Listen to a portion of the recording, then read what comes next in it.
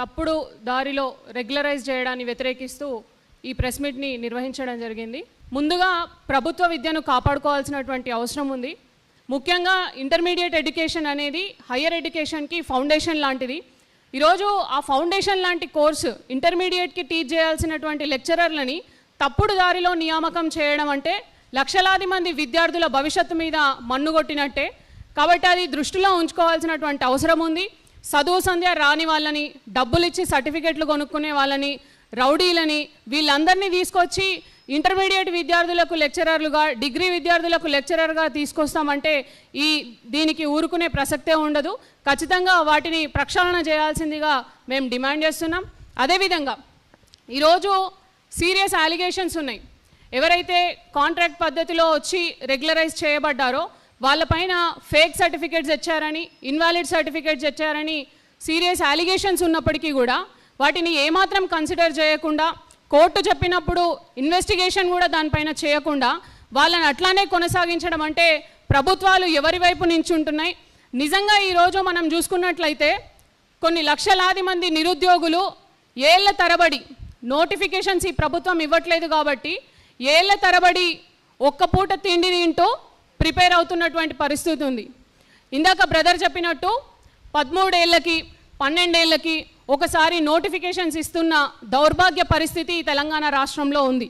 ఇట్లాంటి పరిస్థితుల్లో సంవత్సరాల తరబడి చదువుకుంటున్న నిరుద్యోగులకు మీరు ఏం జవాబు చెప్తారని మేము అడుగుతున్నాం. ఈరోజు వేలాది మంది పనికిమాలిన వాళ్ళని లెక్చరర్లుగా తీసుకొచ్చి ఈరోజు పేద విద్యార్థులపైన, ప్రభుత్వ విద్యా సంస్థల్లో చదువుకుంటున్నటువంటి పేద విద్యార్థులపైన మీరు రుద్దడం చూస్తుంటే కేవలం వాళ్ళ చదువుపైనే దాని ప్రభావం పడదు. ఈరోజు ఇన్స్టిట్యూషన్స్లో, ముఖ్యంగా ప్రభుత్వ ఇన్స్టిట్యూషన్స్లో అమ్మాయిలపైన అత్యాచారాలు, అఘాయిత్యాలు, పనికిమాలిన పనులన్నీ ఎట్లా జరుగుతున్నాయి అంటే ఇలాంటి పనికిమాలిన వెధవల్ని తీసుకొచ్చి విద్యార్థులపైన, పేద విద్యార్థులపైన రుద్దడం కూడా ఒక ఇంపాక్ట్ అని మేము భావిస్తూ ఉన్నాం.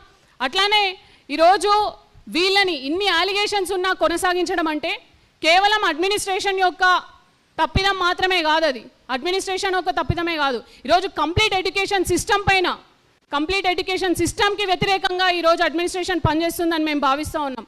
కాబట్టి ఈరోజు నిరుద్యోగంతో తల్లడిల్లుతున్న యువత వైపు ఒకసారి చూడాల్సినటువంటి అవసరం ఉంది. ప్రభుత్వం బాధ్యతాయుతంగా గతంలో ఏదైతే తప్పులు జరిగాయో, తప్పుడు సర్టిఫికేట్లు, ఫేక్ ఇన్వాలిడ్ సర్టిఫికేట్స్తో కొనసాగుతున్నటువంటి వాళ్ళపైన చర్యలు తీసుకోకుండా, ఇన్వెస్టిగేషన్ చేయకుండా వాళ్ళని యథావిధిగా కొనసాగిస్తామంటే ఈరోజు తెలంగాణ యువత, ఉస్మానియా యూనివర్సిటీ నాయకులు కానీ, లేకపోతే నిరుద్యోగ జేఏసీ నాయకులు కానీ ఊరుకునే ప్రసక్తే లేదు. ప్రభుత్వాన్ని మేము మరొకసారి విన్నపం చేస్తూ ఉన్నాం. దీనిపైన కంప్లీట్ ప్రక్షాళన చేయాల్సినటువంటి అవసరం ఉంది. లేకపోతే ఈరోజు లక్షలాది మంది నిరుద్యోగులకు, పేద విద్యార్థులకు, ఇంటర్మీడియట్ డిగ్రీ చదువుతున్నటువంటి పేద విద్యార్థులకు మీరు అన్యాయం చేసినటువంటి వాళ్ళు అవుతారు.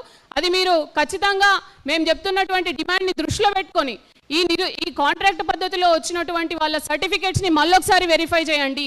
అసలు వాళ్ళని ఏ పద్ధతిలో రెగ్యులరైజ్ చేశారు, రూల్ ఆఫ్ రిజర్వేషన్ పాటించారా లేదా, వాళ్ళ సర్టిఫికేట్స్ ఏంటి, ఫేక్ సర్టిఫికేట్స్ అని విత్ ప్రూఫ్ ఇంతమంది విద్యార్థులు, నిరుద్యోగులు పట్టుకొని మీ ముందు నిలబడ్డా కానీ మీరు దానికి యాక్షన్ తీసుకోవట్లేదు అంటే ఈరోజు ప్రభుత్వాలు కూడా ఎవరి వైపు నిలబడుతున్నాయి అన్నది అర్థమవుతా ఉంది.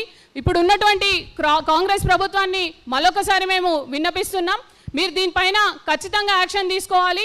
ఎవరైతే ఇన్వాలిడ్ ఫేక్ సర్టిఫికేట్స్తో రెగ్యులరైజ్ అయ్యారో వాళ్ళని వెంటనే తొలగించాలని కూడా మేము డిమాండ్ చేస్తున్నాం. భవిష్యత్తులో కూడా ఇలాంటి చర్యలు జరగకుండా ఉండాలి. లేకుండా మీరు ఈ 3000 మంది ఎవరైతే ఫేక్ సర్టిఫికేట్స్తో వచ్చినటువంటి వాళ్ళు ఉన్నారో ఆ ఉద్యోగాలను కొనసాగిస్తే మాత్రం ఉస్మానియా యూనివర్సిటీ విద్యార్థి నాయకులుగా, అట్లానే నిరుద్యోగ జేఏసీ పక్షాన ప్రభుత్వం మీద తిరగబడతామని కూడా ఈ సందర్భంగా మేము హెచ్చరిస్తున్నాం.